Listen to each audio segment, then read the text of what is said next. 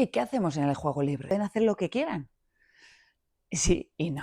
Imagina que estás en la sala de psicomotricidad y hay algunos niños que están corriendo, hay otros que están haciendo una casa, hay otros que se están metiendo en una cueva.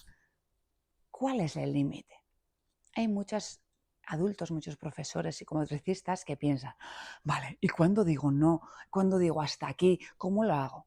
Pues el límite es muy claro. El límite es, no se puede hacer nada que moleste a los compañeros. Imagínate que hay un grupo de niños que están corriendo, pero están corriendo en un espacio de la sala en el que no molestan a sus compañeros. Y además están corriendo, pero tiene un sentido, porque son vaquillas y están en el monte y en ese monte están corriendo porque les viene un lobo por detrás. Hay una historia por detrás. Están representando simbólicamente una historia. Y si no molestan a los demás, ¿qué problema hay? Ninguno. Pero imagínate que hay, o sea, estos mismos niños, en vez de correr en un espacio donde no molestan a nadie, están corriendo por toda la sala, están invadiendo el espacio de los demás, están invadiendo sus casas, entran, salen, las rompen, o igual no las rompen, pero sí que molestan, o están invadiendo el espacio donde otros niños están saltando y están practicando sus habilidades motoras. Y sí, vale, tiene una historia maravillosa, pero es que están molestando a los demás. Ellos están creando una historia que a ellos les aporta, pero los demás no tienen espacio para crear la suya. Pues ahí ya vemos que hay que poner un límite. Ya se están pasando y aunque lo están haciendo bien, están simbolizando, ya no pueden simbolizar si molestan a los demás. O imagínate que hay un niño que tiene muchísima imaginación, que hace unas casas maravillosas, castillos, templos, y utiliza todo el material. Es muy espabilado y nada más empezar la sesión hace acopio de todas las piezas y todas las telas y lo lleva todo y empieza a crear una cosa maravillosa. Está haciendo un templo budista. ¡Wow!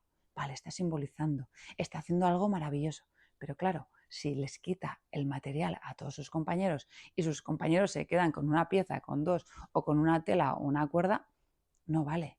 Porque claro, un niño está haciendo mucho, pero los demás no tienen opción de hacer nada. Por eso, ¿dónde estaría el límite? Vale, cariño, sé que necesitas mucho material, entonces te doy mucho material. Para la sesión que viene intentaré traer más material, pero hoy hay otros niños que también necesitan el material. Entonces tendrás que arreglarte con este material, ¿vale? Y para la sesión que viene intentaré traer muchísimas más cuerdas porque veo que tienes grandes ideas.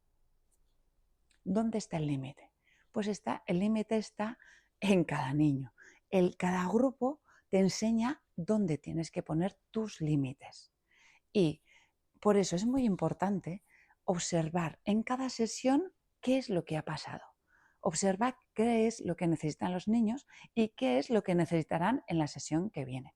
Y adaptarte a esto. Por eso, si es un niño que necesita muchísimo material, piensa cómo puedo obtener más material para la semana que viene. Si es un grupo que necesita muchísimo espacio, vale, ¿cómo puedo organizar mejor el espacio para que los niños, todos los niños, tengan su espacio y tengan su momento? Los límites los marcas tú y los límites los marca el grupo. No hay un límite claro que valga para todos los grupos. Por eso, pruébalo.